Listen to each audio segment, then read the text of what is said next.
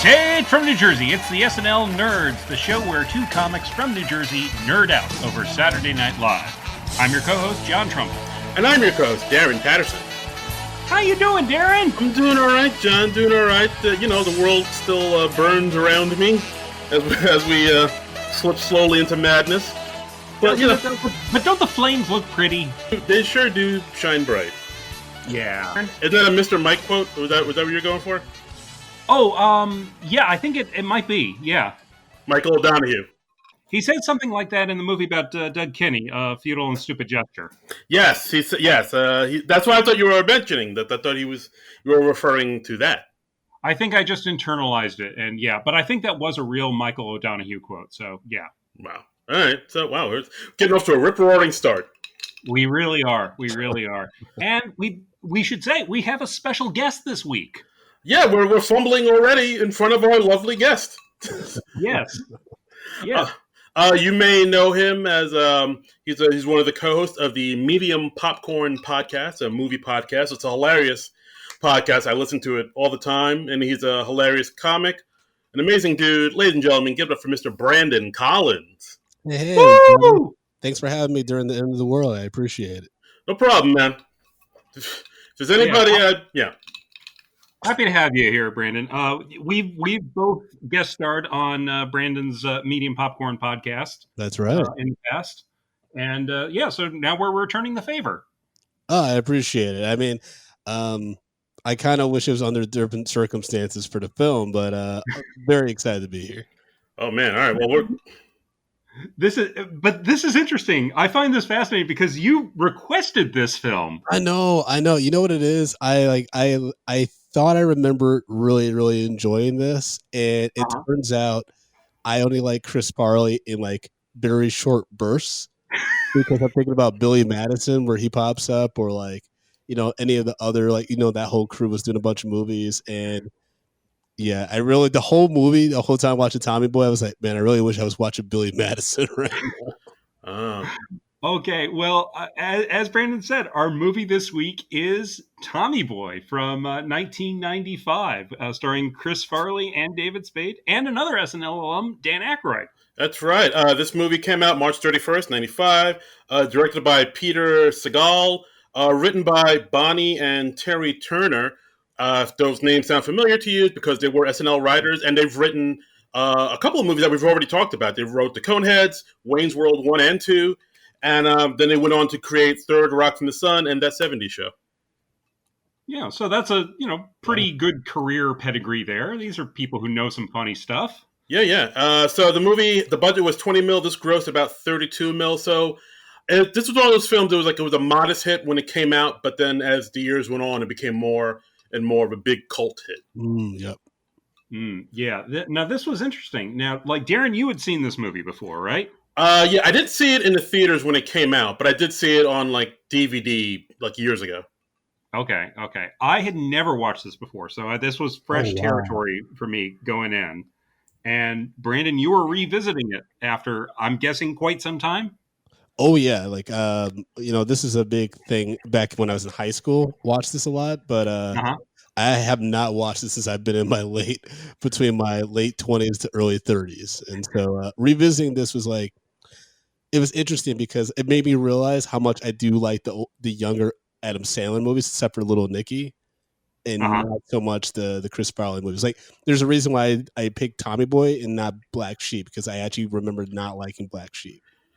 Yeah, I don't think the people who made Black Sheep like Black Sheep.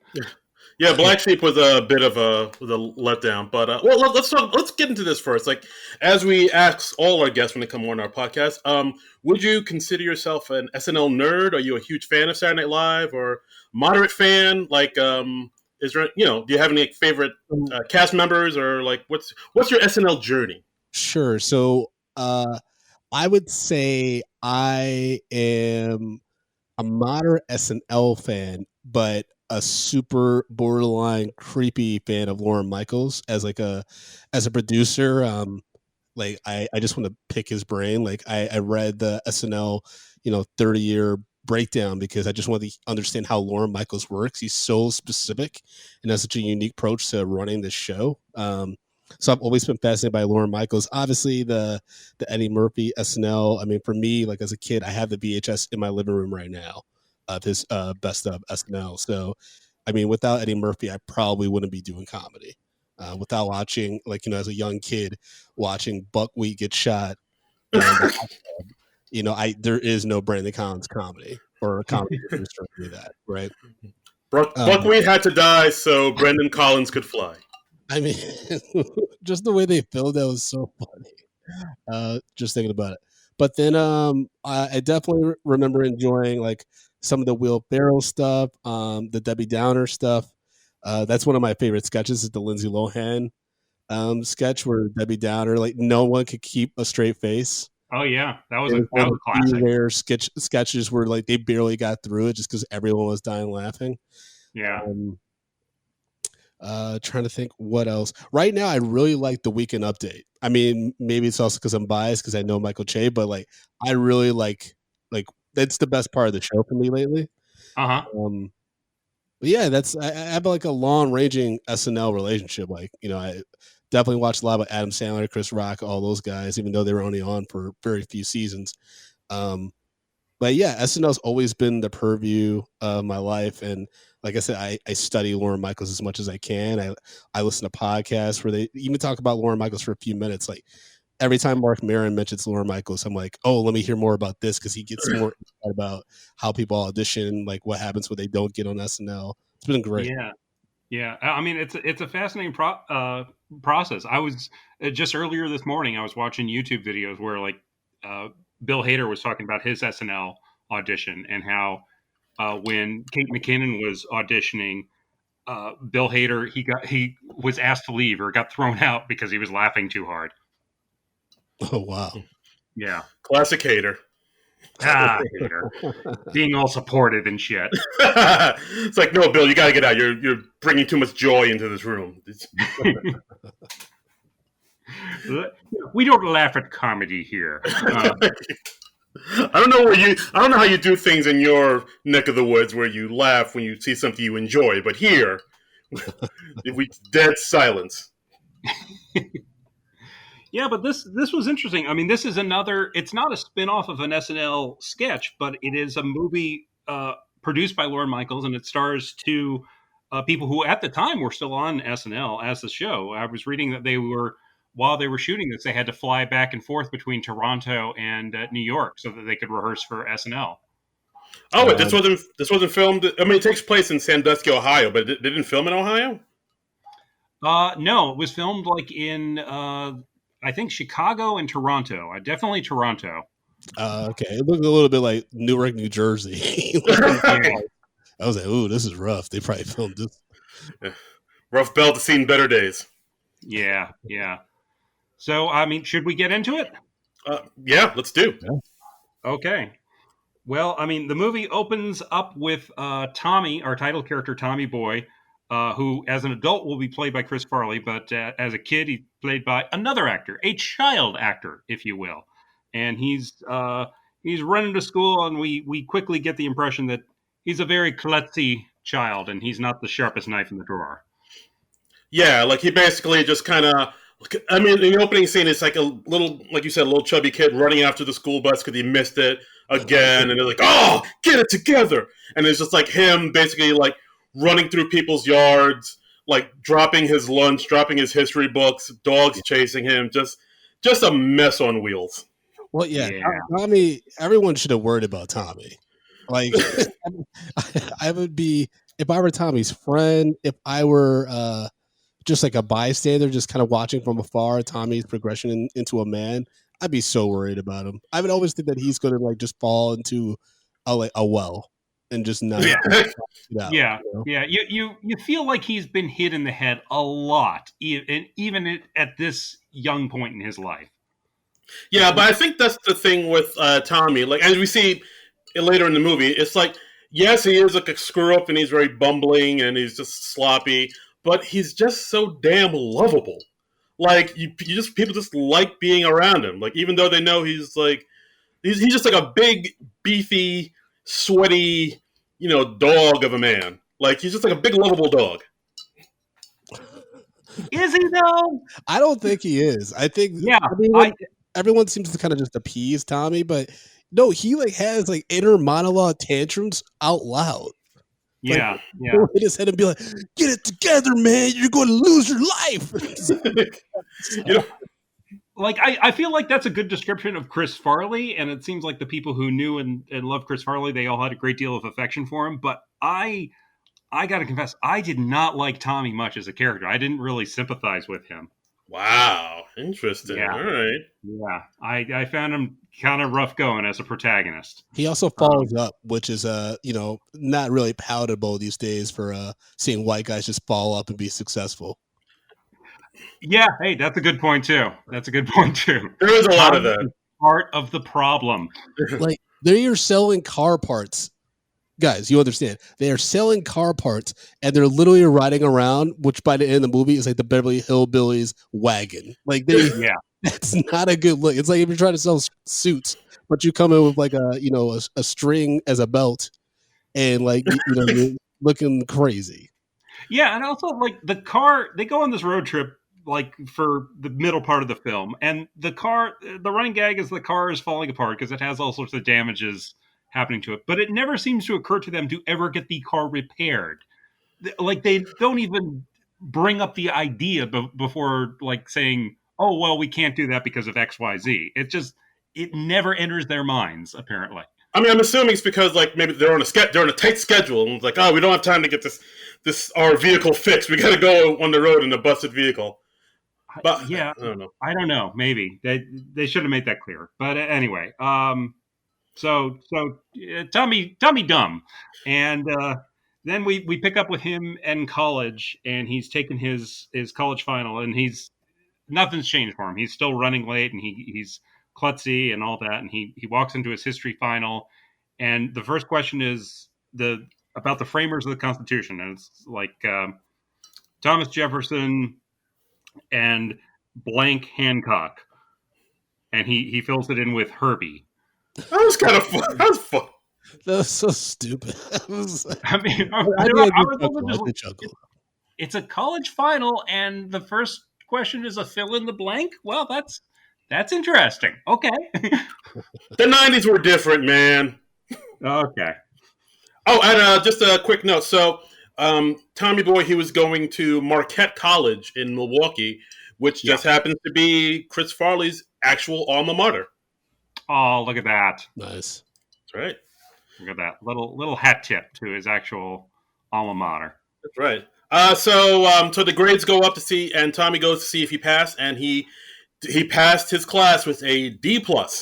Yeah, that was wild. Remembering, that's what movies posited that college was like back then, where they just posted your grades and your name, all your business up on the board.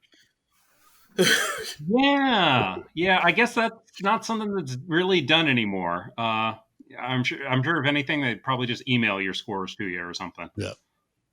Yeah. So, but I mean, the joke here is he goes down the sheet and he sees like a D+ by his name, and you think, oh, he's going to be crushed because he did so poorly on the exam. But no, he's psyched because he's like, yes, I got a D+, I passed. Now I can graduate. And then we cut to him celebrating with his fraternity, and he's upside down, and he exhales a whole bunch of marijuana smoke, and he was, I guess, doing a bong stand. Is that a thing? I've heard of stands, but I didn't know bong stands were a thing. That was creative. I've never seen that before. But it's Chris Farley, and I can imagine he can figure out his way around a bong stand if you need it.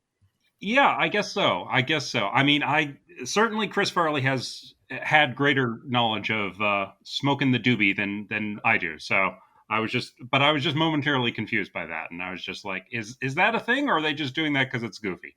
I don't know. Little from column A, a little from column B. I don't know. Okay. So Tommy Boy, after celebrating, he goes back home to Sandusky, Ohio, where he meets up with Richard Hayden, who is David Spade's character, who is, I guess that was the kid who was making fun of him on the bike in the opening scene. I think so, yeah. Yeah, okay. Yeah. He called him Richard. So they've known each other since they were kids. All right. And David Spade is, his character kind of a dick in this movie. But his sarcasm, it makes the movie for me. Like I wrote down on my notes, like when David Spade appeared and they got to play off each other, that's when I started actually laughing. You didn't like Chris Farley operating solo too much, huh? It was just, I think because I'm older, I'm not into the slapstick, just screaming kind of stuff. But if you have something to play that off of, like when he starts like mumbling about the phone number he used to try to call his dad, and he's like 1-9-2-4. He's like, "Did I catch a niner in there?" Yeah. No, I mean, go ahead. Well, yeah, I mean, yeah, David Spade, he's just really good at playing like smarmy, smart alecky characters. That's pretty much his entire career, if you think about it. But like he did get some good zingers in there too, which I'll admit. Like there's one part where they were talking about how Tommy Boy finally graduated after being in college for 7 years. And then Tommy's like, yeah, a lot of people go to college for 7 years. And then, quickly Richard says, yeah, I know, they're called doctors. That was a good line. I did like that line. And I like he made fun of Tommy. He was like, yeah, just shy of a decade. Yeah, nice going. And they do have a genuine chemistry together. They do play off each other well. Yeah, they make a good duo.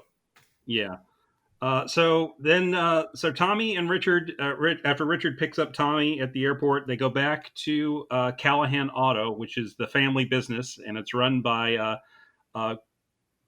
Tommy's father, played by Brian Dennehy, who's Tommy Callahan the second, I think. Yes. And as I said last week, I am always thrilled to see Brian Dennehy in a movie. Yeah, no, he's a fine actor, and like the chemistry, and even like he has really good chemistry with Tommy Boy too, with Chris Farley, like the two of them. Yeah, he was good casting, and he looks enough like Chris Farley. There's enough resemblance there that you can really buy him as Farley's father. Yeah, just like two big, beefy, lovable louts. You just know that these two like ate a lot of ribs on set together. Oh. Oh man, right, good dinosaur barbecue ribs. Oh yeah, okay. Let's all meet up for ribs after this, guys. Oh, God damn COVID!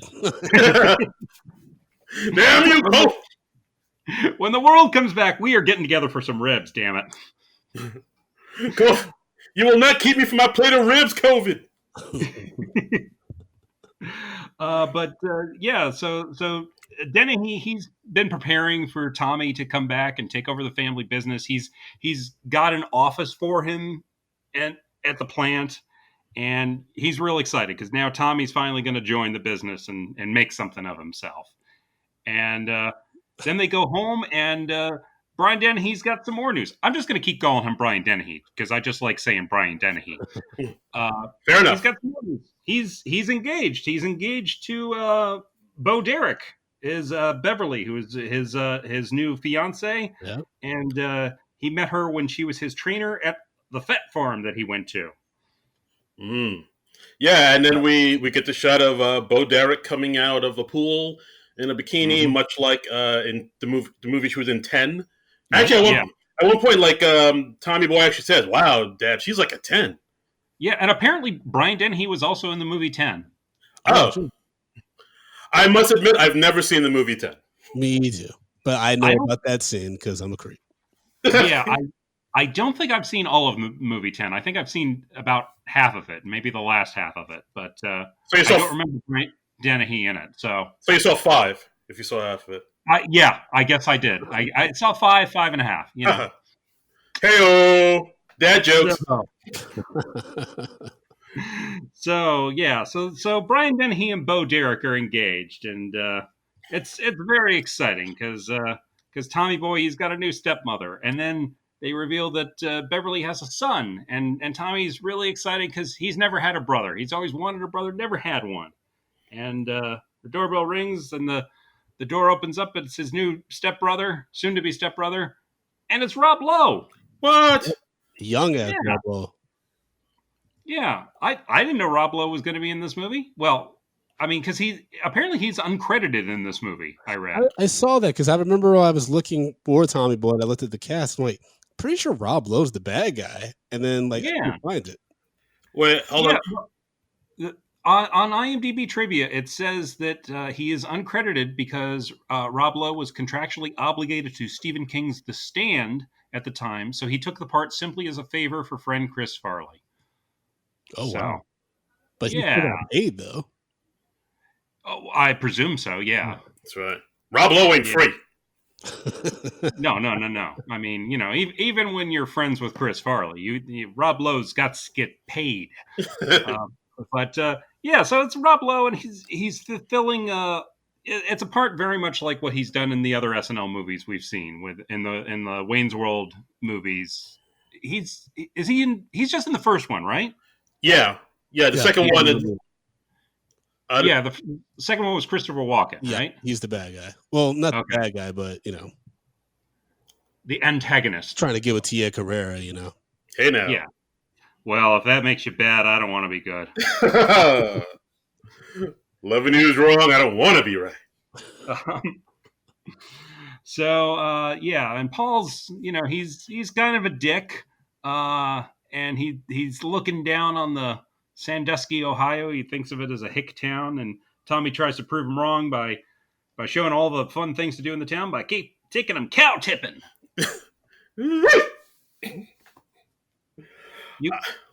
Have you guys ever been cow tipping?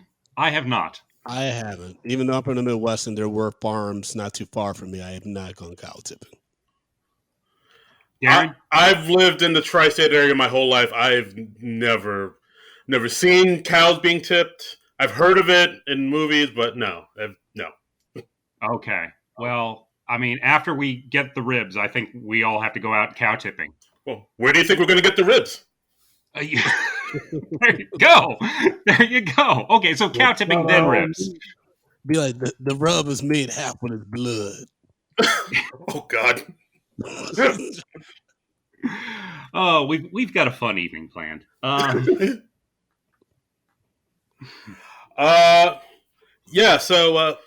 after that, they go cow tipping, of course. I mean, most of this movie is like a lot of Chris Farley being physical. So, he tries to tip the cows. He falls into into the mud and cow poop. And then, what else happens? Oh, then the farmer sees him and is like, "Hey, y'all, get with my cows!" And then, I think he shoots his gun in the air and they call the stampede of the cows. Yeah. They get caught in a stampede at the house and of the cows, and then it cuts to them at a gas station. They're hosing themselves off, and Chris Farley just covered with mud, like head to toe. It may not be all mud.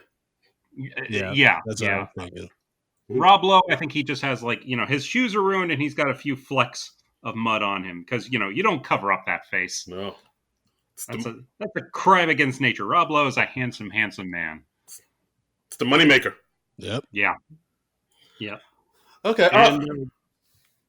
Go ahead. Well, I was going to say, then we go back to the office. Then we see another kind of, I guess, iconic scene where, Tommy Boy's in his office and he's talking into his fan and he's doing that Luke, I am your father thing. Which, I remember when I first saw that, I was like, oh, I thought I was the only one that did that. It was Chris Farley was putting your life on screen, Darren. I was like, Chris Farley, how did you know me? Get out of my head, Chris Farley. Yeah, and so then also Tommy Boy introduced himself to everybody else who works in the factory. Then he meets an old friend from college, or old friend from high school, rather, Michelle, who is Michelle. Yeah, played by Julie Warner. Yes. She's an actress I have not seen in forever. Is she still working? I don't even know. I think she's still around, but little stuff here and there. I'm gonna look her up. I was thought she was cute in this movie. Yeah, I remember her from Duck Hollywood and other stuff. I'm gonna see what she's up to now. Let's see. We got Julie Warner here. Yep, she's still working. Her last credit is a thing called Unbelievable. Oh! 5 explanation points. Yeah. I assume it's that EMF biopic we've all been waiting for. Oh! All right. Well, tip of the hat to Julie Warner. So then we cut to the wedding. We go to the big wedding between Tommy Senior and Beverly, and it's so exciting. And we got Chris Farley and Brian Dennehy doing a duet on "What Did I Say." Yeah, that reminded me of like Blues Brothers a little bit. I could see that. Sure. It's not a bad rendition. Yeah, I mean that's at one point even Chris Farley does some cartwheels, much like Belushi did back in his day. Yeah. He did a few of those. I was wondering. I don't think we see his face when he's doing the cartwheel, so I was wondering if he was doubled for that, just for safety reasons, if nothing else. Good point. I didn't even think about that.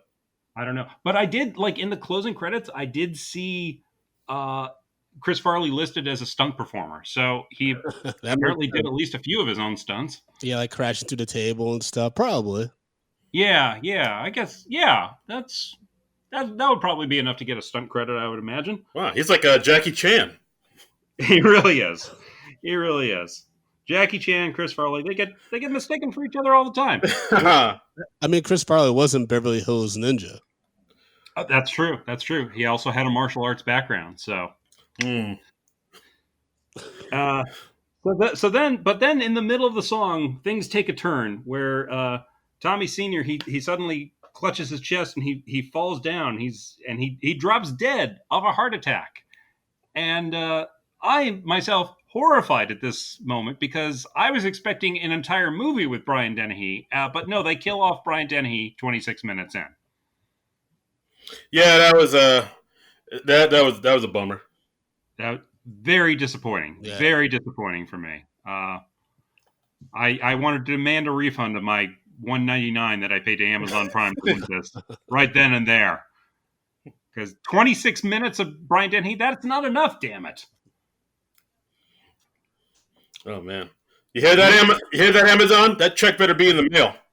That's right. We need more Brian Dennehy. That's all I'm saying.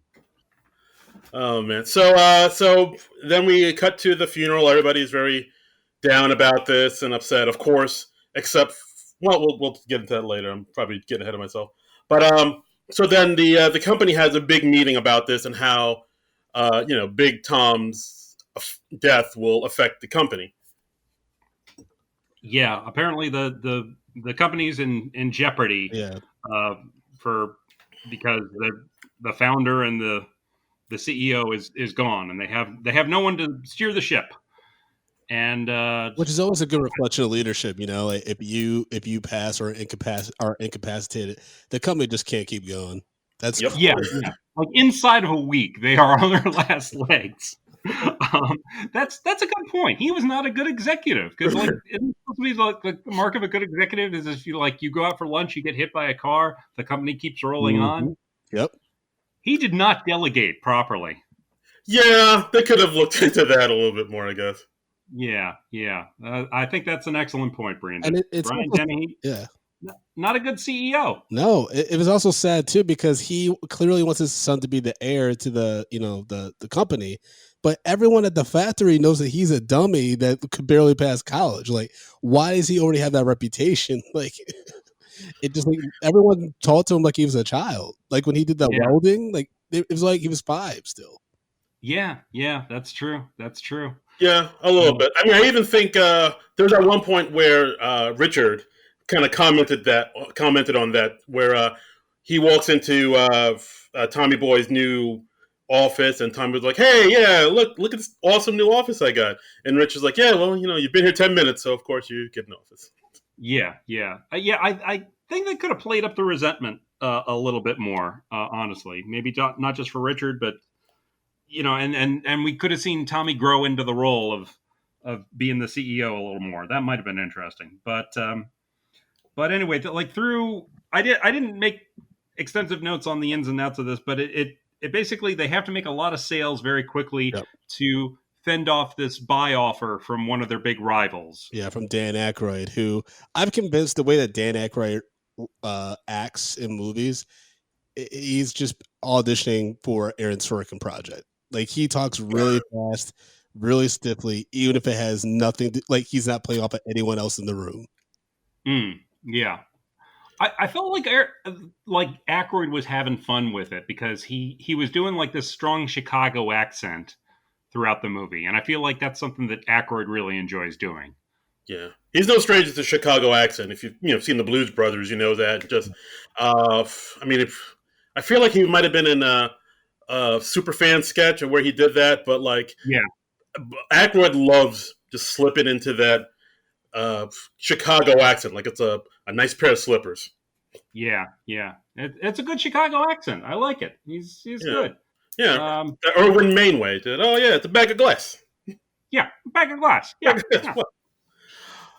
Yeah, well, so basically, the company is in trouble. They actually kind of mention this too a little bit when Richard and Tommy drive to Callahan Auto Parts for the first time. They see like a lot of the factories closing down. It's a little bit of a commentary on I guess the Rust Belt, about how like all the auto parts factories just kind of went under and everybody was unemployed. Yeah, this movie is a I little. know Roger and me, Darren. I know what's up. Yeah, this movie is the comedic Roger and me. My Yeah, grandfather yeah. used to work at General Motors in their factories, and Uh-huh. this movie made me think if he knew someone like Tommy, he would just be like, "This boy gonna come in here and get us killed."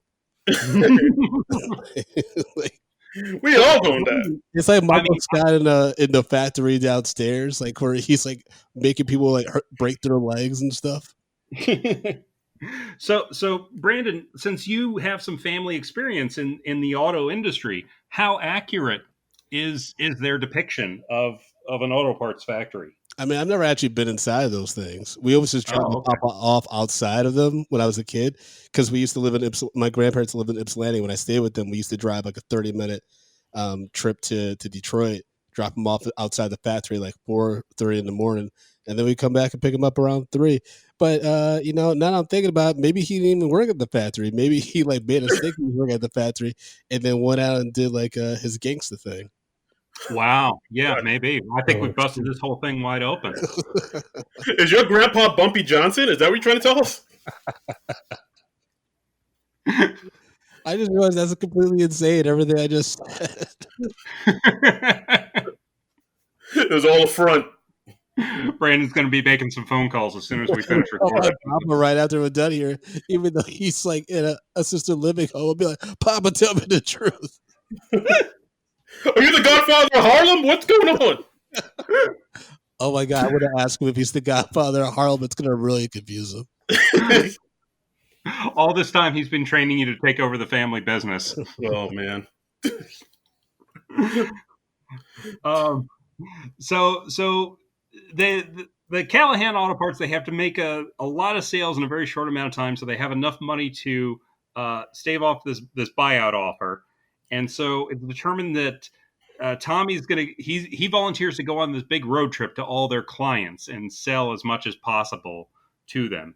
And they determined that Richard should go with him because Richard's the guy who knows all about the product and the operations and all that. He's the brains of the operation. Right. So, like, basically, before Big Tom died, he said, like, he was talking about how brake pads were, like, the future of Callahan Auto Parts. So they're going to go off and sell all these brake pads and make all this money. Tommy Boy is, like, he's, Big Tom's son. So there's that connection there, that little familiarity with the clients. And, Richard is the numbers guy. So how could they fail? Road trip. It's a foolproof plan. And I just want to note that this movie took about 33 minutes to set up the central premise. Yes. I'm just saying, maybe we could have gotten to that a little faster. Yeah, I think we could have cut out the long 3-minute scene with Chris Farrell and his college friends. That added to the story. Those guys did not come back. Yeah. We kind of got that Chris Farley was was a man child before that. Yeah. But we find out we have a little plot twist before they go on the road trip. We got when they're at the fair. There's a big celebratory fair, and Michelle, Julie Warner's character, let's see. I'm trying to remember this because I didn't take extensive notes. Well, we discover over the course of this that Rob Lowe, he isn't really Beverly's son. Oh no, he's Beverly's lover. Yeah. They're actually in cahoots. They are in cahoots together, and it's all this scheme to take over the company. So he's pretending to be her son, but he's actually her lover. and they're gloating because, oh, this is working even better than we thought. I thought this would be like a year before this paid off. They weren't expecting Tommy Senior to die, but now they can take over the company or get the company and then sell the company and make a big profit. Yes, evil laugh, evil laugh. Gonna start with Dan Aykroyd, and then we're gonna have a scene with the weirdest acting Brandon's seen in a few weeks. Yeah. All right, we're gonna get there. We're gonna get there. Yeah. And then we see Tommy and Richard. They're on the road together, and they're trying to make sales, but it's not going well because Tommy's just such an idiot. I will say that scene where at first the guy says maybe, it's like the only maybe they've gotten as nose for like, this whole transition scene. And I did laugh pretty hard when he did the act out of the car without the brakes from the company. Oh yeah. Tommy, he takes some things off of the guy's desk. He's got like a prop car on his desk, and he's like, well, here's what happened if you don't have good brakes. And then he reenacts this whole hideous accident and actually sets the model car on fire. Yeah, it's like all like bam, bam, and then all the kids in the car and the mom and dad are like, "Oh my god, my legs!" And here comes the ambulance. Woo, woo! It's like it's literally like a child playing with like Tonka trucks. Yeah, it kind of is. It's a very detailed scenario, though. Yeah, he paints a picture. Yeah, he might have wrote that on a napkin one time and like submitted as like a horror story to like a literature class or something. Yeah, that ready. Could be. But gradually, like bit by bit, they kind of find their footing as a team. They discover that like Tommy develops a sales tactic that's very unusual, I would say. How would you describe the sales tactic, guys? Well, I think. Well, I mean, there's like a few. That comes later in the movie, but I mean, there are like a few other scenes where he's still trying to figure out how to be a salesman. And and a person. I mean, there's one scene that's kind of iconic, I guess, where they're on the road, they're driving, and they actually end up hitting a deer by accident. Crazy. And they nuts. And instead of calling like animal control, they put the deer in their backseat and then they go on their sales call. Because they're apparently they're on a very tight schedule, and all right, I'll admit that makes no sense. Like when I've never hit an animal with my car, but I'm pretty sure the protocol is not to put said animal carcass in my car and drive away and try to figure out what's the next thing to do is. That was crazy, and then it takes like a while for it to wake up, and then. That was just absurd because one, you probably would have heard that figured out that the animal was alive because I'm pretty sure based on how long it was in there, probably shit in the car. So they probably wouldn't even be able to drive the car. Probably, yeah. You know what I mean? That thing should stink to high heaven, whether it's alive or dead. That's a good point. Yeah, the dead deer scene, it does lose a lot of credibility once you start to take it apart. Yeah, so then, I mean, basically what happens is, like, the deer wakes up, it's in the backseat of the car, while they're driving, of course, they freak out, the deer freaks out, they, pull over, get out of the car, and then the deer just, like, literally just smashes the car to bits, smashes the window out, smashes the roof out, and gets on top of the car and runs away. And, like, Tommy Boy was like, oh my god, that was awesome! Yeah. Yeah. I mean, this kind of happens in every road trip movie, if you ever see it, where at some point the vehicle that the people are in something's gonna happen to it. It's gonna get smashed up. It's gonna run out of gas. There's always some type of car trouble when you have like a road trip movie. But this was something else. That is true. Also, like a lot of encounters with wild animals. That's a big thing in road trip movies. I've been on a few road trips. I've never had an encounter with a wild animal. Oh, you never almost hit a deer? No, not that I can recall. No. All right, that happened to me and my friend on one of our road trips. A deer just jumped out of nowhere, and we just swerved, but luckily we didn't hit it. Oof. Ah. Yeah, that should have been right. I bet if you hit it, you could have been able to tell if it was alive or dead. This is true, yeah, but at the same time, whenever that kind of situation happens to brothers out of here, they usually don't get the opportunity to tell their stories. Yeah. They're dead. So the cops are siding with the deer over you. Yep. It's like, what were you doing bothering this poor deer? You do fit a description, Dan, I think. Could you? Let's sprinkle some crack on them and go. Oh, man. Nice. And there's also another thing that happens, again, where the car gets messed up, where they stop at a gas station to fill up with gas, and Richards tells Tommy to fill it up while he gets directions from the gas station attendant. Where the car is parked, Tommy needs to back it up a little bit so the hose will reach the gas tank. So he backs it up with the door open, and as he's doing that, the door hits like a little divider and like bends the other way, the wrong way. And he's like, "Oh yeah." But do you realize his whole purpose on this movie, in like going to these companies, is to sell auto parts? Yeah. He doesn't know how to use a car. Yeah. No. He is not a bright person. I guess he just never bothered to learn what his dad does or how everything works. He's just like, oh, yeah, that's my dad. I love him. Oh, well, I'm going to go here now and play in this puddle of mud.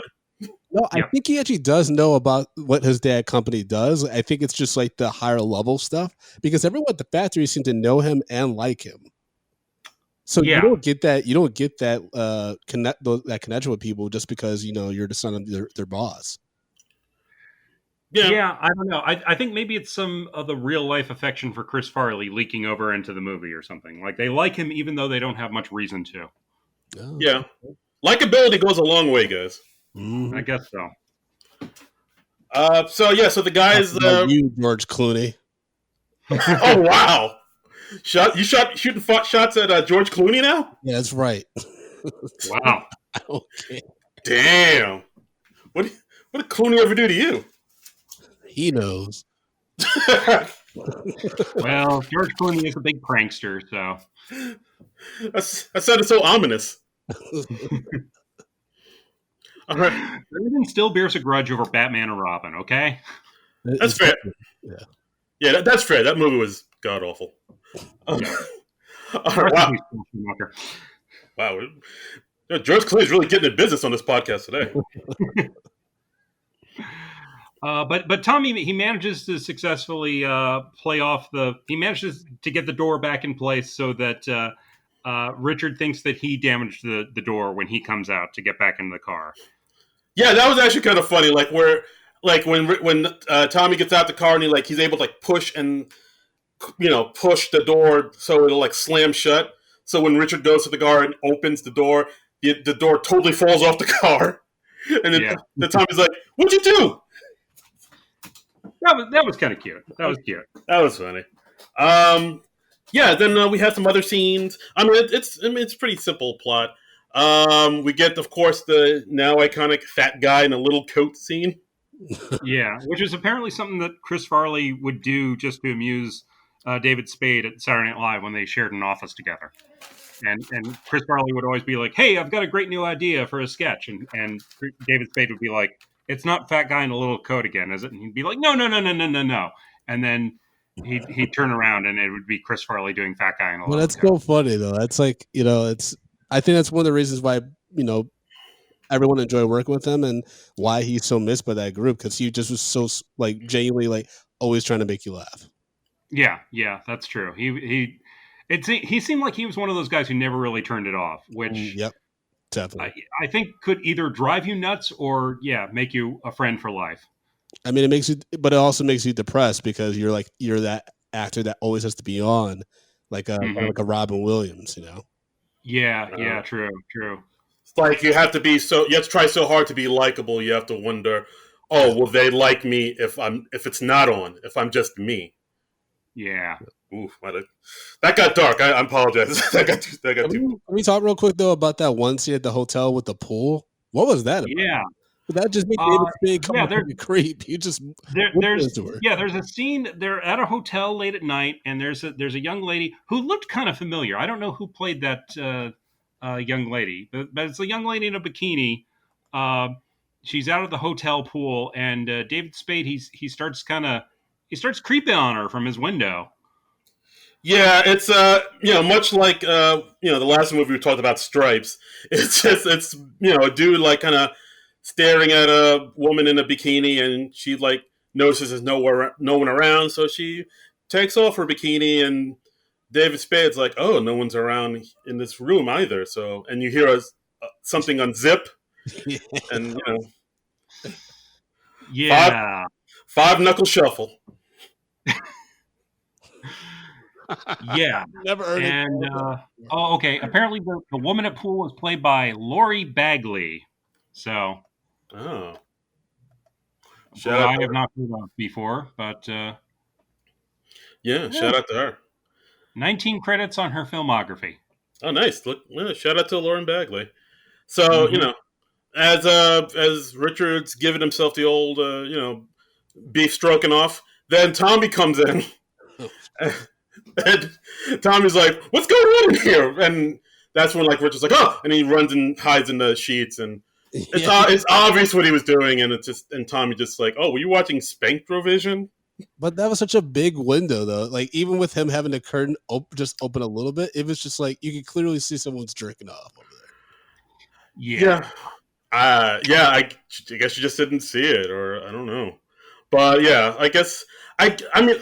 From what I've read, like a lot of the movie, it's based around stuff that like maybe the writers or the directors or the actors like actually happened to, or stories they've heard about. You can tell like some of them, like some of the things that happen in this movie, you can tell, oh, that happened to somebody, or that's somebody. So I'm assuming this happened to somebody.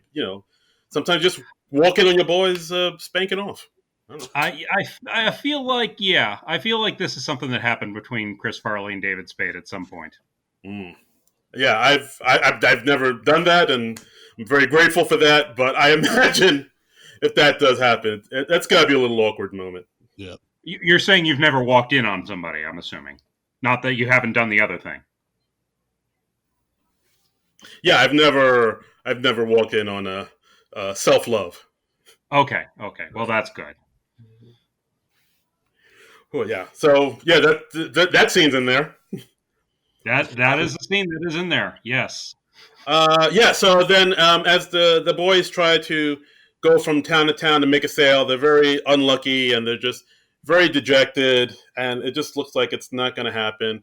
Their car is breaking down worse and worse after, of course, the door falls off and the deer smashes it. There's one point where they're driving and the hood of the car flies off and like into their windshield, and they're like swerving in between both lanes, like oh my god, and then they pull over, and then they see Tommy, when he changed the oil, he left the can of oil in the engine, and that caused the Tommy should be dead. If we reviewed this many times over. Yeah. If we reviewed this on Media Popcorn, Justin Brown, my co-host, would have, like 5 minutes into the review, been like, none of this should have happened because Tommy should be dead. Yeah. He should have been killed many times over by this point in his life. The wrong Tommy died that day. I mean, even at the end, when everything works out, he had a fake bomb on his chest. He's either going to jail or getting shot. Oh, we'll talk about that. We'll get into that. We will get into that. But meanwhile, back at the factory, Paul, Rob Lowe's character, he's sneaking in and he's changing orders on the computer. And so he's trying to sabotage Tommy and Richard. Right. Like, so he's going into where Michelle worked, because she works in shipping and handling, and messing around with her, with her orders, like you said. At one point, he tries to take out the trucks. He tries to like shoot the tires because like, oh, if there's no tires, there's no trucks, they can't make deliveries. And then that leads to kind of this kind of wacky Three Stooges-esque thing he has with one of the guard dogs there. Yeah. Yeah, Rob Lowe does a lot of physical comedy in this. Yeah. There's a lot of that. Yeah. Yeah, so after the oil can thing, um, Richard and Tommy, they get very upset. They get into a fist fight and like by the side of the road, and it ends up with them just going into a diner, being very dejected, and just thinking it's all over. Then the waitress comes and takes their order. Um, Tommy says, "Well, I'd like some chicken wings." The waitress says, "Well, the kitchen doesn't open until whenever." But somehow, because Tommy wants the chicken wings, he's able to talk to the waitress and convince her into giving her some chicken wings, because I think he kind of lays on that sad sack and like, this is why I'm a terrible salesman and blah blah blah. But he's able to talk to her and get her to make him chicken wings, and then So this is the sales technique he basically gets is he is able to sell stuff by making people feel sorry for him and take sympathy on him. Right. Yeah, because basically Richard says, "Well, why can't you talk like that when you make a sale? Because people do like you. You're very personable, but you're just not confident. So you just need that same confidence in ordering chicken wings and apply that towards, of selling these brake pads, and then we'll maybe get something going here." It's the chicken wing principle of salesmanship. I mean, it's a page one technique. That's right. I believe it's Glenn Ross said that. Yes. I think that was how Jack Lemmon's character made all his sales, was through chicken wings. Mm-hmm. So then they apply that technique, and they're able to make some sales. They made one sale, they made two sales, and they're actually, getting some momentum. And you see them, our luck is changing. They're on the road singing "Come On, Eileen" and whatnot. Yep. There was a cute scene when they were like driving around on the road and they're flipping around the radio dial and they're trying to find something that they can both listen to, and they finally come on like that Carpenter song. I don't know the name of the song, but Superstar.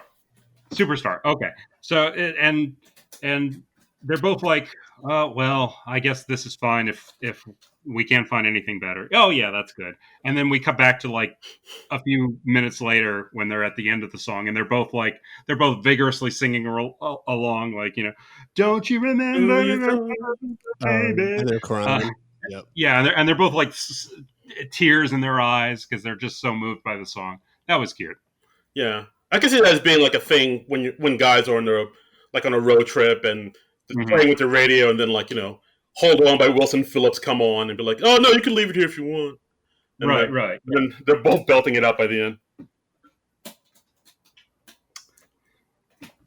Yeah, so they're making sales. They're becoming successful on the road, and Michelle's back at the office. She's making all those entries on the computer of all the sales they're making, but she unknowingly is being sabotaged by Paul.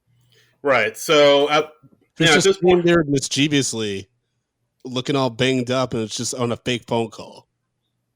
Oh yeah, there's that too. Like Paul, he's like, he has, like you say, his face is bandaged up, and he's like, "Oh no, I was just in here making a phone call. I wasn't doing anything, wrong. Oh well, goodbye." And then he just and also his shirt gets sucked off into one of those suction tubes that people used to use to mail stuff inner office style. You said sucked off. Yeah. And we get to see Rob Lowe without a shirt on. Ladies. Yeah. And apparently he was a big chest waxer. Yeah.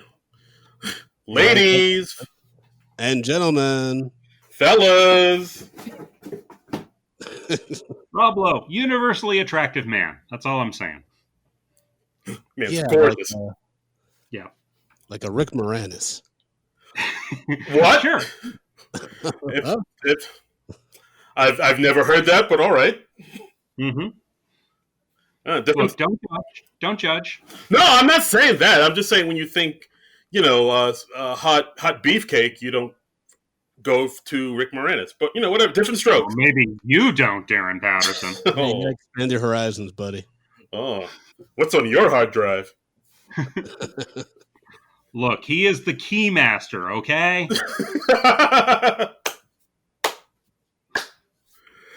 Bravo, sir, bravo. Rick Moranis is a sexy, sexy man. That's all I'm saying. Yeah, baby. I'm sorry, where were we in the movie? I lost my concentration. I got lost in Rick Moranis' eyes. Rob Lowe was all banged up, and he changed the records for Michelle. Yeah. So that's happening. So at this point, the guys actually, their sales are on the upswing, and they actually hit their mark. They made all the sales they need to save the company. Everything is right with the world, so they make their back home to Sandusky, only to find out that all their orders got messed up, and because of that, all the original orders were canceled, and so all their work was for naught. Things are shipping to the wrong places. They're getting the wrong items. It's a fluster cluck. Yeah. So now, because of this, they're going to have to sell to Zelensky. The company, they have to shut down the company because Zelensky just wants the name. He doesn't care about any of the workers there. So they're going to have to lay off everybody, and they lost. And yeah, basically the town is going to go under now because pretty much everybody at the town worked at the factory. Right. So yeah, it's a bummer. And they think that this is somehow Michelle's fault because Michelle was the one who was making all these entries, and she's unique in that she doesn't have a file cabinet. She doesn't have like a filing system. She just keeps the huge piles of paper in her office. But that doesn't have to do anything with the computer inputs. That's what's so weird about like them keep going to that. It's like, yeah, but these two aren't really correlated right now. That's true. There isn't really much of a connection between the two because she was literally on the phone with them and she's just entering in the data she gets from them on the phone. Yeah, I was wondering that too because it would be one thing if Paul messed with the files because then that would make because they mentioned earlier in the movie that I don't use filing cabinets. I don't fuck with that. Yeah, I just keep files on top of stuff. So if Paul messes with the files, that would make sense. But he messed with the computer. So part of me was like, well, why mention this whole files thing at all then? Yeah. And if there is like some sort of hard backup, you would think that would have the correct data on it. This movie just falls apart. God. All right, so at this point, Michelle's so upset that she thinks she messed up, so she quits her job. It looks like they have lost. But Tommy decides, okay, I'm gonna do a Hail Mary here. I'm gonna go to Chicago and plead our case to Zelensky, mano a mano, face to face. Yeah, and he has to get to the airport on time. And Michelle is at the airport, and while she's at the airport, she sees Beverly making out with Paul, who is supposedly her son. And then she sees this, and she's like, "Hey, this isn't kosher. That's nasty." that means either there's an incestuous thing going on, or Paul's not really her son. Dun dun dun. So of course, after that, she decides to call her brother, who's a cop, to investigate into them. Yeah, which he does. Right. So meanwhile, after that, Tommy and Richard go to the airport to try to book flights to Chicago. All the flights are booked. There's no way to get on until, hours later when it's too late. And that's when Tommy has an idea. He says, hey, how much money do you have? And then he bribes some stewardesses or stewards for their uniform. So they go on the plane as stewards. Well, we're skipping ahead a little bit because before that they're trying to get to the airport and Richard's despondent over the end of the company and he's drinking in the car. Oh, right. Oh, you shouldn't be drinking in the car. The cops here kind of frown on that. And Tommy's driving kind of erratically. And so the cops think he's a drunk driver, so they pull him over and for some reason, and Tommy panics because Richard pukes on him. So now the smell of beer is in the car. And Tommy's like, "Oh, there's no way they'll believe I'm not drinking." And I'm thinking okay, apparently breathalyzer tests aren't a thing because he decides that outrunning the cops is a better idea. Yeah, I mean, he also tells David Spade drinking in the car is illegal, which I'm like, I don't know if it's illegal for the passenger to be drinking in the car, isn't? I mean, they're open container laws, so maybe. It's not okay for anybody to be drinking in the car. That I could kind of see. But I was just they have ways to tell whether the driver is drinking or not. They don't convict you just on smell. You smell like you've been drinking. Up against the Yeah, wall. I mean, you have to like breathe into a thing and then say the alphabet backwards and walk a straight line and all that fun stuff that movies have shown me for 40 odd years. Right. Uh, Yes. So at this point, they drive erratically, and then they drive into a field while the cops, chase them, and then yeah, they pull over in the field, and then they both get out and run. They're like, bees, bees, there's bees everywhere. And yeah. Tommy says this is a trick that my dad showed me. So apparently his dad got pulled over for drunk driving a lot. yeah, I was wondering that too. I was like, why did your dad teach you this? Well, it's a valuable life skill. So Rather than not drink in a car, you learn how to get out of a drunk driving ticket. it's like the dad was like, I won't teach you about my business or how I operate this whole thing, but I will teach you about how to get out of a drunk driving ticket. Yeah, and I think I'm starting to understand why it took Tommy 7 years to get out of college. Oh boy. Well, yeah, I mean, Tommy's also a psychopath that thinks acting mentally deranged is a better out than just trying to tell someone that you're not drunk. Yeah, yeah. But he's like, oh, bees, they're all over me, and oh, don't come close because they'll attack you too, and it turns out that both of these cops both happen to be allergic to bees, which What I luck? don't know how common of a thing that is, but okay. What luck? So they're both afraid to even approach these two because they're being attacked by bees. So they're able to get to the airport. Yes, they're able to have poor vision because there's not one bee to be seen buzzing around. Yeah, yeah. It's but nighttime. they make it to the airport, and they talk to this worker at Midwestern Airlines. And I was kind of amused by this scene because it was a real tip-off that the movie was shot in Toronto, because this worker at Midwestern Airlines has this strong Canadian accent. Did you guys notice this? I didn't even notice that, but I missed yeah, that. she's saying like "oot," and she's saying out and about in the Canadian way, and Oh. It amused me. Oh wow, good catch, man! I totally missed that. Yeah. But like then, as Darren says, they managed to get onto this flight by dressing up as flight attendants, which I could not help but look at the scene from post 9/11 eyes, and I was just like, oh my god, they are going to be busted so hard, and they are not.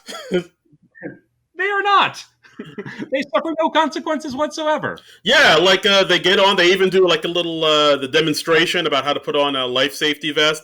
Of course, Chris Farley grabs the child-sized vest instead of the adult-sized vest, puts it around his neck and inflates it, and the vest immediately starts choking him out. That was actually really funny.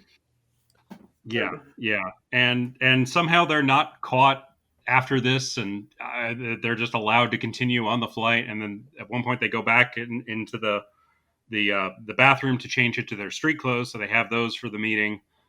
And they have a funny gag where like David Spade like steps in to change his clothes, and then he steps out of the bathroom just like a couple seconds later, and he's in completely different clothing. Yeah, they don't explain it, but they just see Tommy's like bewildered look. Like, how did you do that? Yeah, it was kind of weird because like the movie hadn't done much in the way of surreal humor before this, but suddenly out of nowhere, there's just this surreal gag of him changing clothes within seconds. I mean, what's also surreal is the fact that this movie posits that because David Spade and Chris Farley are impersonating flight attendants, this flight actually only had like one attendant fully working. Yeah. I don't know. So many things do not make sense. Post 9/11, baby. Post 9/11. But they make it to the factory, to the big high rise in Chicago where Dan Aykroyd's company is, and they're gonna make the Hail Mary gesture to save their company. Right. Well, at one point, when they're trying to find him, they see him outside the building, but then they lose him. And then at one point, like they're trying to find him, and then at one point, Tommy Boy kind of walks into like a bank nearby, and he's trying to find Zelensky, and then he shouts out, "Look, hey everybody, this is only going to take a minute." And of course, everybody immediately thinks he's there to rob the bank.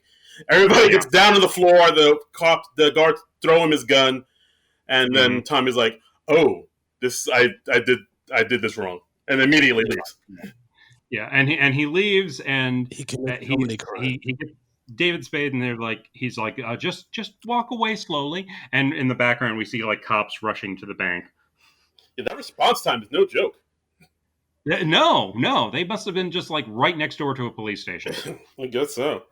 But so what happens is like they get into they see Zelensky, they get into an elevator with him, and they basically kind of talk to him about it, and because I think they saw a commercial with him earlier, and he seemed like a nice guy in that commercial, so Tommy thinks, oh, he must be a really nice guy in real life. Yeah. And it turns out he's not. He's a man of the people. Yeah. Yeah, exactly. Right.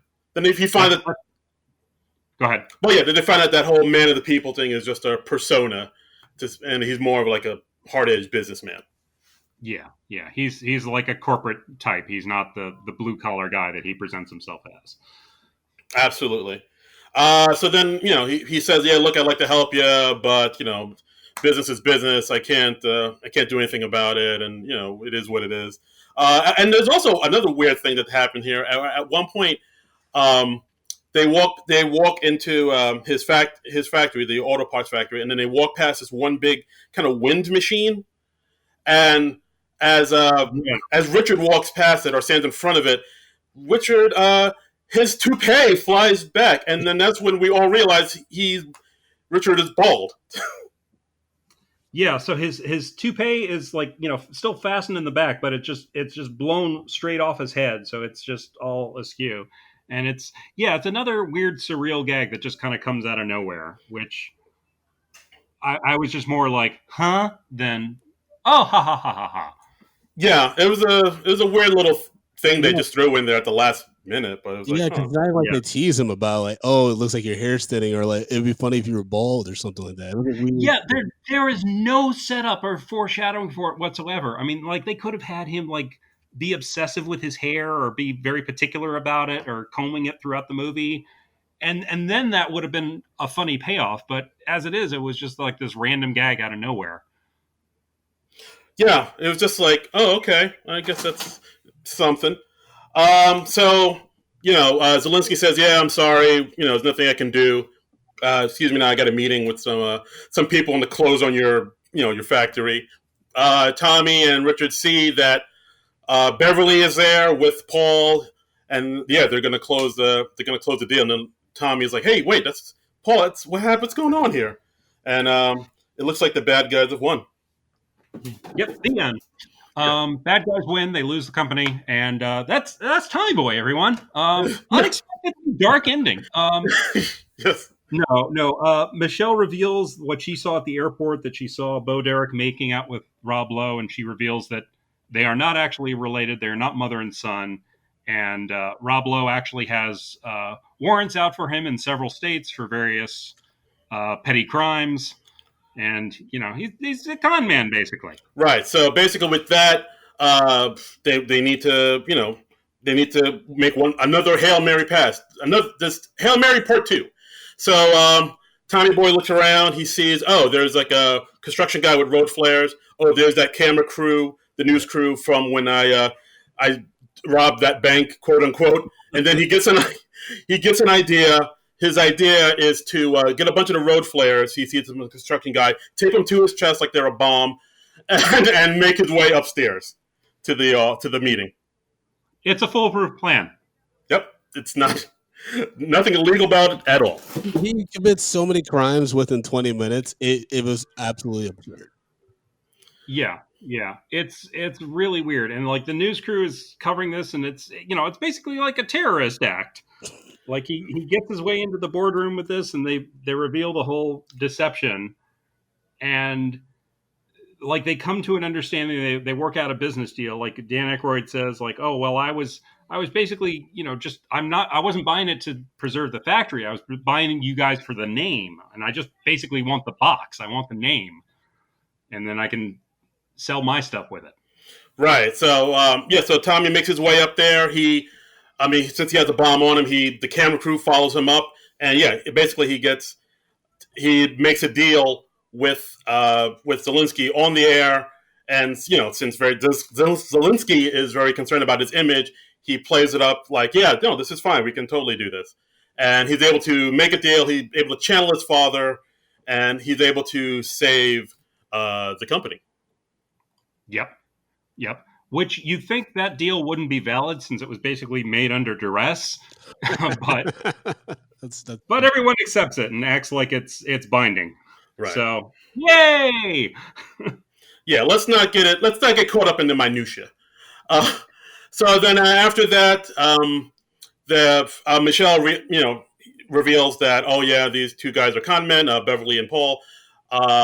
They read Paul's rap sheet. I think Paul makes a run for it, but he gets caught by the cops. There's some more physical comedy where.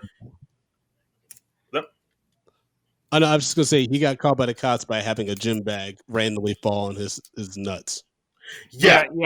He runs out into like the auto testing area, and he ends up on like the hood of a car that's about to run into a wall to test that, and then they hit the brake device for the car to brake the car, and then Rob Lowe flies off and he flies into a seat where they're testing a seat by dropping sandbags on him, and they drop sandbags right onto his nuts because nuts.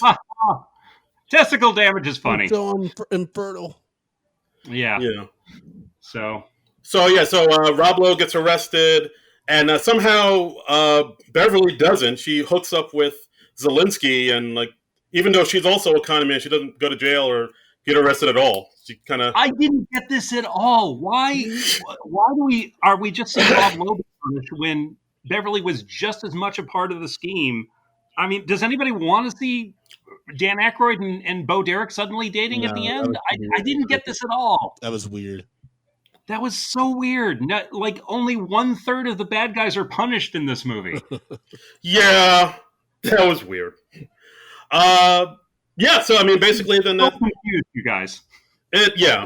But don't think about it too much, man. It's just a fun comedy. Okay.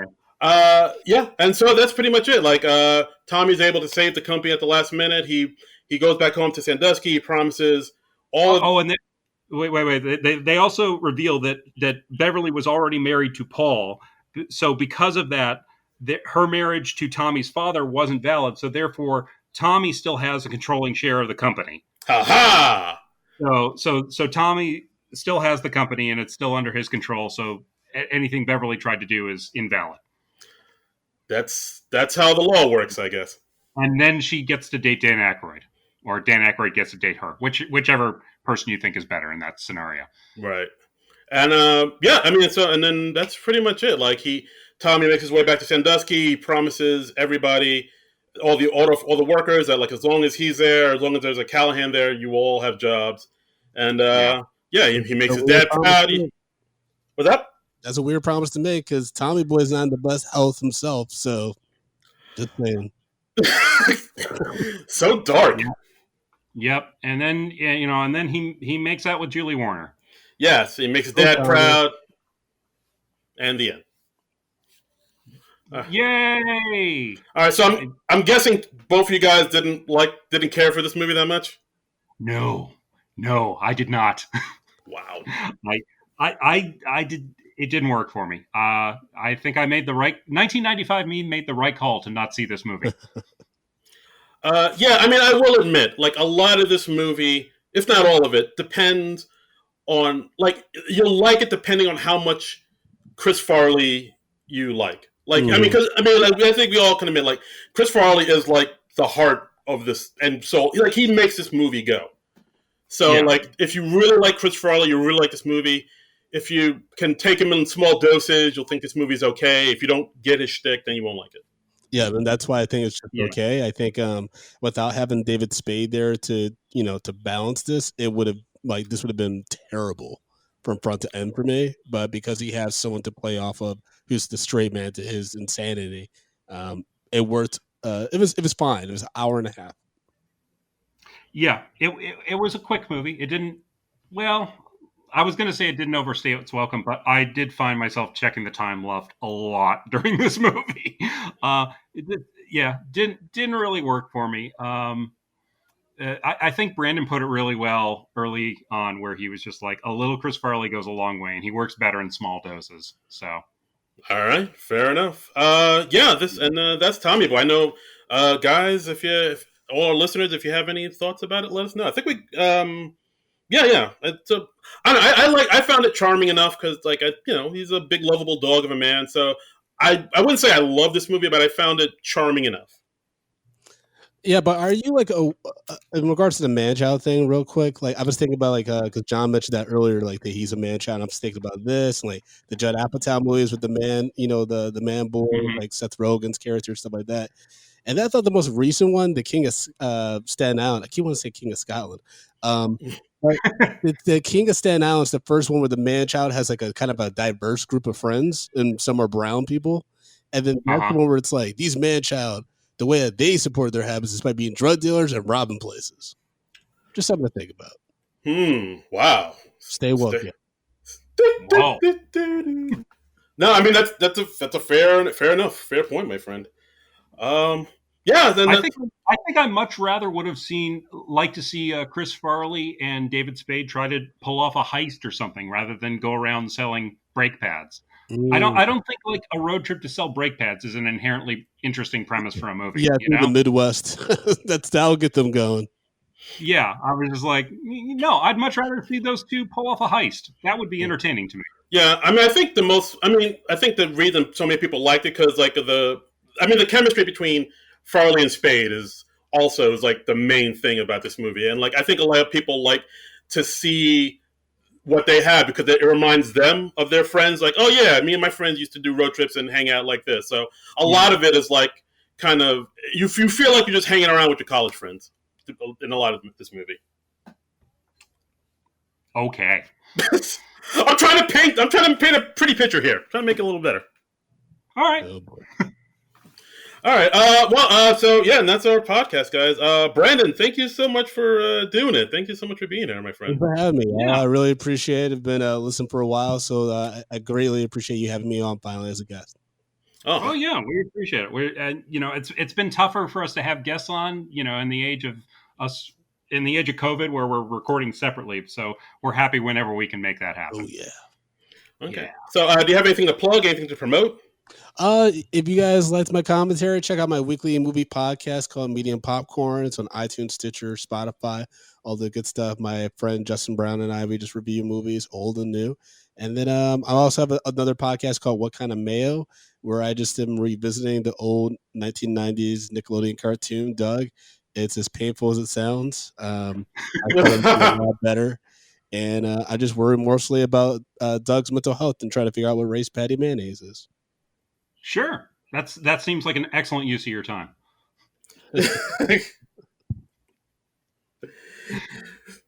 I didn't mean that as dickish as it sounded, but no worries, it's not. It's not a good time. That was like David Spade-ish. I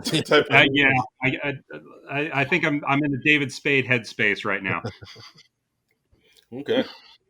All right, well, guys, that's it. Thank you so much for listening. As always, you can follow us on Twitter at SNL Nerds Show. You can follow me on Twitter and Instagram at Darren Credible. That's DARIN Credible. And you can follow me on Twitter and Instagram at Trumbull Comic, TRUMBULL Comic.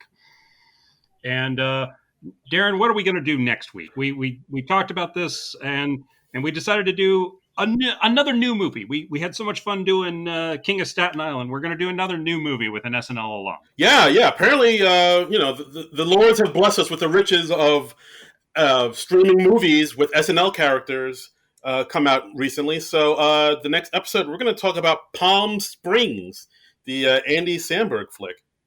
Yeah, I've been hearing a lot of good things about this. It's got Andy Samberg and Kristen Milioti, who you probably remember as the mother in the last season of How I Met Your Mother. Spoiler! Well, sorry. I'm particularly sorry if you've seen the finale of How I Met Your Mother. Not good, you guys. That was a bummer. I was let down. That's a bummer. Don't get me started. I'll get started on that next week. Okay. So, that's our podcast, guys. Thanks so much for listening. Always, follow us at, you can look at Non-Productive.com, donate to our Patreon, and, that's our episode. Review us on iTunes, please. That too. That too. We need more reviews. We need more ratings and reviews. Yes, give us the love. Give us the love. But we'll be back next week with Palm Springs. But until then, nerds out. Nerds out. Nerds out. This has been a non-productive media presentation. Executive producer Frank Hablawi. This program and many others like it on the Non-Productive Network is distributed under a Creative Commons Attribution Non-Commercial No Derivatives license. Please share it, but ask before trying to change it or sell it. For more information, visit non-productive.com.